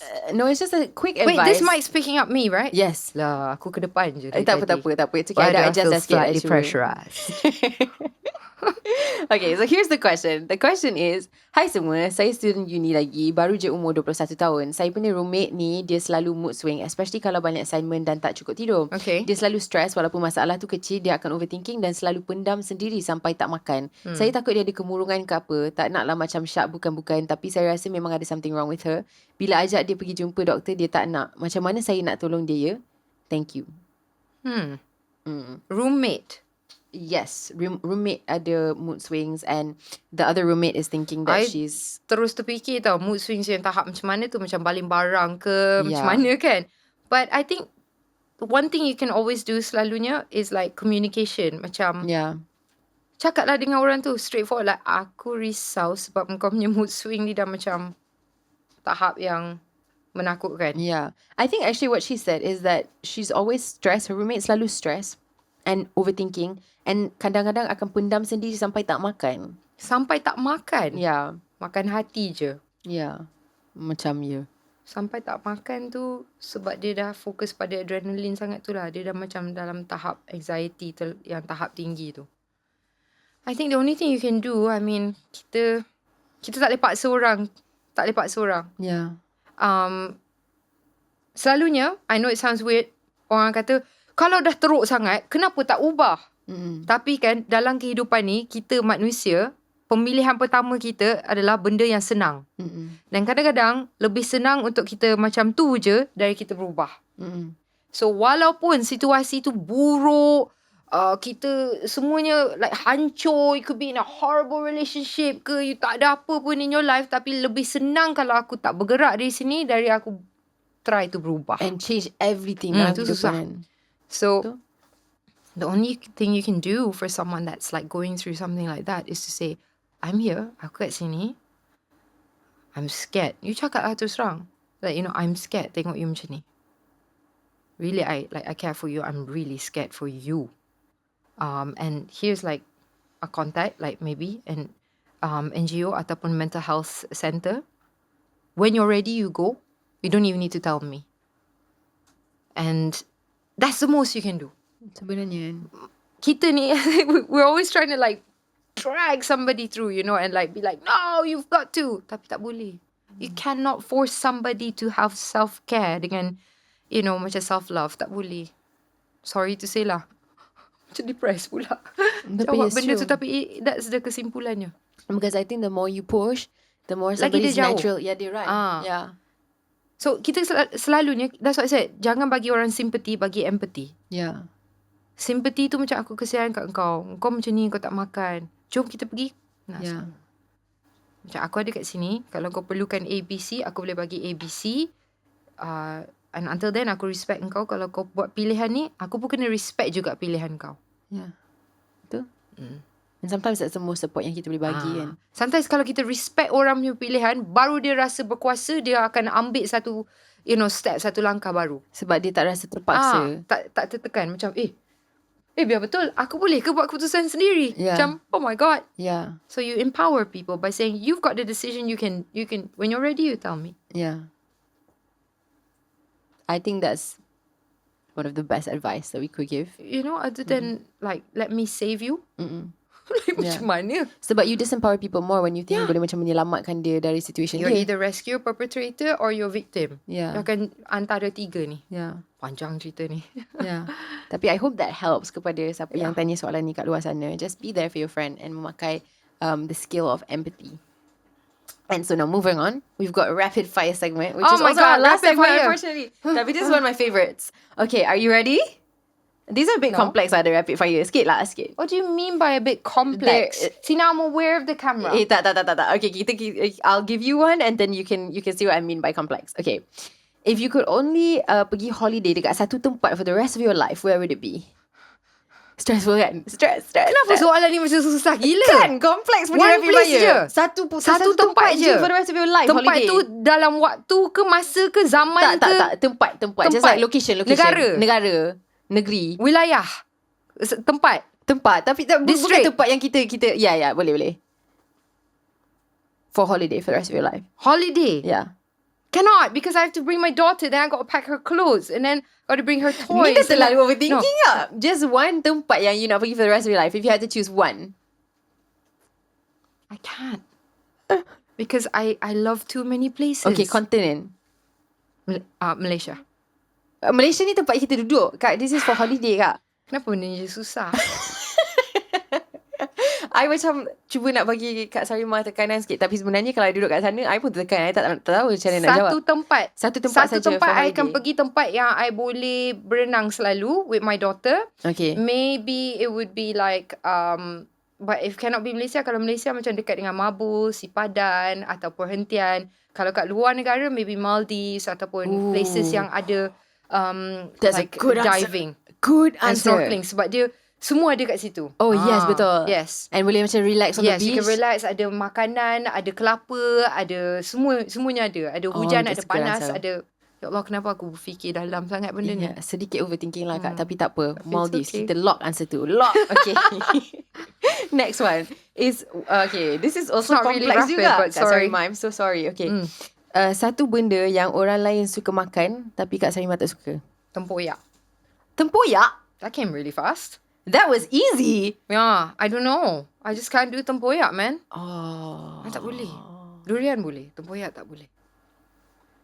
Kenapa Maybe normally orang yang boleh makan durian boleh makan tempoyak juga. That's the thing. Yeah. Kenapa? Macam package. I don't know. Sepatutnya package. Tapi for me, it wasn't a buy one, free one. It was just like buy one. Buy one, buy the other one. The other one Okay, gitu. faham. Delete from cart. Tempoyak tu macam anak saudara durian yang tak sepatutnya. Sorry. Oops. Oh no, don't cancel part of me. It's okay. Interesting? Yeah, interesting dan tak di-expect. I don't know, Okay. it just doesn't look right. But Yeah, faham? Like durian looks like it's supposed to be like durian. It's like Tempoyak looks the same though. Yeah. Tempoyak is like Yeah, faham. What Okay, are you? I mean tak seberapa faham lah, tapi boleh terima. Suka ke tempoyak? Yeah, That's alright. I'm sorry. It's one of us is going to get cancelled today for this tempoyak. I'm not sure which one it is. I don't hate it. I just tak seberapa minat lah macam mana orang lain minat. Okay, boleh. Okay, next one. Oh, this is complex juga. Kalau akak boleh host any show / award in the world, which would it be? Oscars or BAFTA? Oh yes, I could see you doing that easy. Oscars or BAFTA? Kita kena make it happen. Oscars. If Rebel can do it, why can't I? Yeah. Tiba. But I tak nak kena penampak lah. So. Oh lama. Yang tu istimewa tapi kalau tu je. I kena penampak, I dah karate balik. Dah lama dah. Tak selamat. Siapa yang tampar Kak Sarimah, I lagi risaukan dia dari you, Kak. Keras tau kepala ni. Kepala dan kulit ni keras. Kalau dia tampar, dia terus macam berdering. Kita terus macam... Not the eye twitch. No. It's not going to happen on my side of the world. Okay. I don't think anyone would even try. Banja Irish blood. You think I akan terima? Oh! Game over for orang tu lah. Betul? Okay, next one. Number 1 favorite song of all time. Ordinary World, Duran. Weird? Ni sangat memalukan. Kejap lagi akan kena cancel. It's not weird. It's just I haven't heard it. So what? Yeah, I'm sorry. It's okay. It's okay. It was one of their anthem songs. Okay, and if not that, The Verve, Bittersweet Symphony. Okay, yang tu I tahu. Okay. Yeah, yang tu. Aduh. Yeah, I tahu yang tu. And it's a bittersweet symphony this life. Yeah. should start a band. Tryna make ends meet, tryna... Yeah, I thought it was gonna be like it's the TikTok thing that you said earlier, which is the what was it? What is that? The band that you said you wanted to do on TikTok, which My is Chemical like, Romance? Yes, My Chemical Romance. That's that berapa one. expected untuk Kak Sarimah. Okay, yang tu. Yeah. Yeah. No, but my favorite's Ordinary World. Yeah. Okay, I gotta go You and listen don't to know it. Ordinary World? I know Duran Duran, but I just don't know that specific song. I probably You might know it. Cuma maybe I just... won't cry for yesterday. There's an ordinary world. Okay, I know. Of course lah, I know. Gila, tak tahu. I tak berlakon. I actually know it. It's just that I don't know it so well that I know I with its name attached to it. Listen to Yeah. it. It's got a lot of deep meanings. Yeah. Okay, I'll give it a shot. Ada lagi ke ni? Ada. Sikit je lagi. Okay. I can't cope. A hidden talent that tak ada orang tahu pasal Kak Sarimah. Hidden talent. Yes. Hidden. Yeah. Oh my god.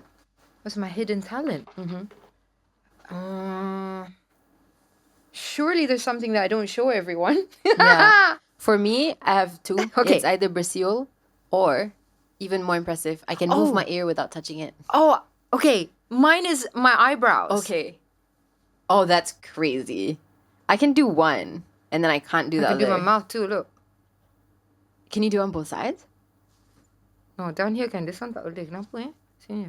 No, kadang-kadang dia macam tu juga. Ooh. Yeah, boys. I'm telling you, this talent is gonna make me millions. That's the... Oh my god, that talent did make me money dulu. Are you serious? Antara satu commercial yang I pernah buat untuk gula-gula. So, I kena buat macam mulut I masuk pingpong. Yes. So, it's not that hidden, sorry. Iya, betul macam. Dalam banyak-banyak bakat menakjubkan pasal Kak Sarimah ini lah. Itulah dia. Paling favourite saya. Sedih tapi benar. Okay. Mulut serong.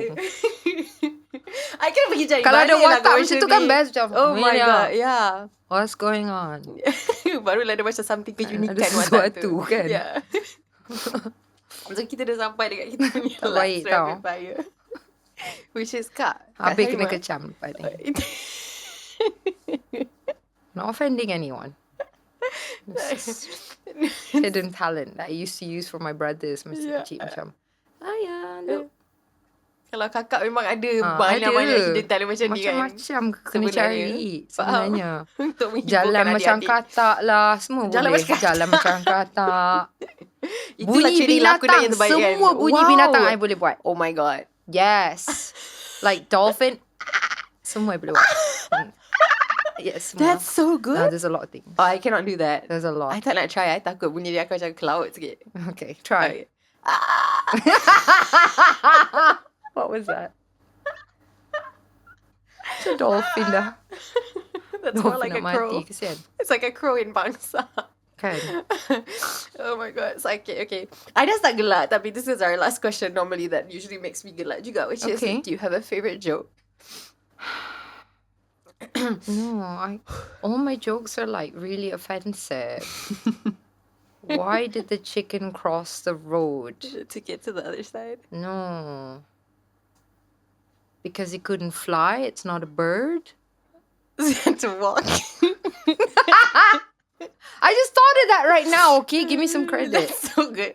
Nobody's thought of that? What's wrong with everyone? I tak pernah dengar Why did yang the chicken tu. cross the road? Because it had to this, it can't fly. It's kind of sad for the chicken. Has nobody realized this? What was it going to do? Roll. What was the chicken going to do? Sebenarnya kan? Be run over? Cross the road. Sangat shocking yang tak pernah ada orang macam Kak, kenapa aku tak pernah dengar Tu joke je. ni? Sorry. Oh my I god. got a lot more tapi semua offensive gila. Okay. Tak Well, boleh. I have one for you. Oh my god. Yeah. Okay.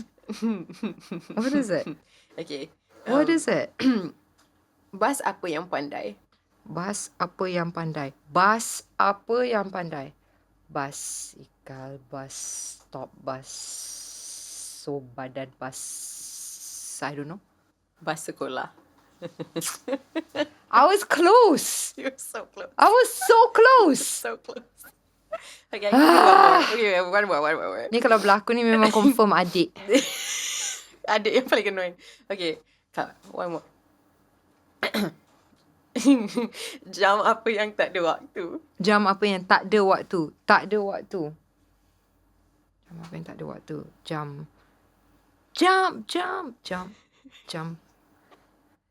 Jump around, jump up, and get down. Is that from Mix FM? What? Is that from Mix FM? Yes. When I did weekends at Mix FM, that song twice an hour. Thank you. I'm not that old. Jam apa yang tak ada waktu? Jam Sarimah sebab dia timeless. Badum. I mean, that's a really good answer, and I'm going to replace that. The new official answer. What is it though? Jam Sarimah sebab dia timeless. Tapi the answer that I wrote down is jambatan.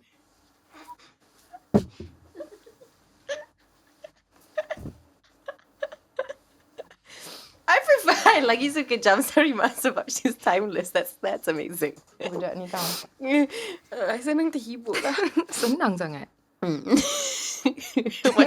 Akak macam tak approve je. Macam aduh, nasib baik segmen ni kat hujung. Kalau tak ada balik dah. Ada function lah candle tu untuk menerima semua set. Comel. Anyways, that's it. Kita dah sampai dekat hujung studio Sembang. Maybe comedy is not your forte. I think comedy is my best skill. You never know. Maybe kan. It's definitely a step up from when you came on the show before. Because sebenarnya I'm so hot. Yeah, sekarang I dah cari a new I rebirth kak. You rebirth as your true self. Yes, I think so. I think I'm just more comfortable with being like tak apa yang orang expect dari I. You're not what I expected either. That's cool. And you are I feel like dia macam ni kak. I expected a lot, I think, from like what I saw. And I got nothing. No. Dia macam ni. I expected a lot sebab bila kita tengok macam not just your perjalanan hidup, but every single interview you've done. Cara akak bawa diri, cara akak bercakap dengan orang, cara akak layan orang, cara akak macam even the way that you type your captions. Because I did all of this research. I expected a lot. Stalker gila, best. Yeah, I kena prep. Yeah, tapi I kena prep for this show kan. So I did all of the homework. And even just watching you from the outside, I my expectations were like, you know, it's the Sarimah Ibrahim. No, but you came in, it was so much more. Oh, thank you. It really was. Rasa emosi pula. Tak, I mean it. Banyak pilih nampak tahu baik tapi sangat. I think akak, you deserve every single achievement yang you pernah ada, and I cannot wait to see, because you're so inspiring in the sense that I boleh rasa macam there's no end for you. You tak pernah rasa macam, because of the whole rebirth kind of mind frame kan, it's just gonna get better and better. That's what everybody needs to do. Yeah. Don't be afraid. And then don't forget one last thing before we end all of this. Maybe one massive thing I would love to leave for everyone is, if everybody can't see apa you buat, it doesn't mean that it's not meaningful. Tau. So maybe if you don't see me after this point, doesn't mean that I'm not doing stuff. Yeah. And you're not doing stuff. You do you do your life. And you know who's the biggest audience? It's you yourself to your life. You witness your life. Tu je. That's enough. Yeah. Your own standard is like, yeah, your own standards. You go out and you kick ass in the world. You know you're doing it. Cukup. Yeah. I think people are going to take a lot from this episode. Thank you so much. Thank you. Sebab meluangkan masa bersama kita. Thank you. Tapi lawak tu macam okay, I kena improve sikit. So the next time I yang kena improve. I need to go comedy class. Yeah, dia kena lagi hamba sikit. I think that's my lawak semua hamba. Tapi best, aku suka. Tapi ayam tu macam, the ayam is my favourite joke of today. The ayam? Yeah. Me too. Yeah. I am funny. Okay, we need to go now. Okay guys, thank you so much sebab bersama kami hari ni in Studio Sembang. Kita akan jumpa next week again, same time, same place. We'll see you guys there. Bye. Bye. Mwah.